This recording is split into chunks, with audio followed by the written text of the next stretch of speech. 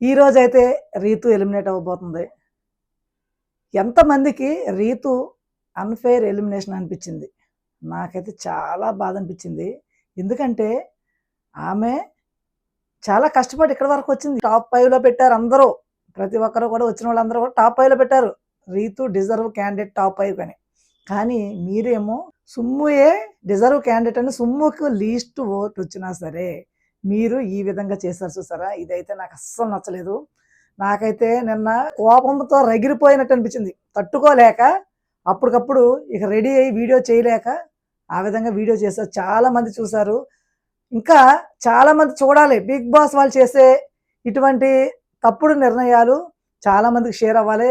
ఇంచుమించు 450 దాకా షేర్ చేశారు. ఇంకా షేర్ చేయండి. ఎంత ఎక్కువ మందికి తెలిస్తే అంత మంచిది. ఇది వ్యూస్ కాదు, లైక్స్ కాదు, ఏమీ కాదు. రీతుని ఈ విధంగా చేయటం నాకైతే నచ్చలేదు. సుమ్ము ఏం పీకుతున్నాడని అవసరం ఉంచుతున్నారు? సుమ్ము కంటే తక్కువ. ఇదైతే నాకు నచ్చలేదు. ప్లీజ్ మీరందరూ కూడా దీన్ని షేర్ చేయండి. ఒకప్పుడు శ్రీజను కూడా ఈ విధంగానే లాగేశారు. బర్నీ గారిని టాప్ 5లో పెట్టాలని ఒకే ఒక రీజన్‌తో ఇప్పుడు రీతుని తీసేశారు. ఇప్పటి వరకు లేదు. ఈ మధ్య కాలంలోనే ఈ నిర్ణయానికి వచ్చారు. అదే స్ట్రాటజీతో ఆయన హౌస్‌లో పంపించారు. అలాగే అప్పుడు కూడా శ్రీజని ఇదే విధంగా బలి చేశారు. తను రావటాకే శ్రీజ రీ ఎంట్రీ అని అందరూ కూడా చెప్పాం. ముందుగా రీతుని పంపించేస్తే బర్నీ గారిని టాప్ 5లో పెట్టొచ్చు అనే ఒక రీజన్‌తో ఈ విధంగా చేశారు.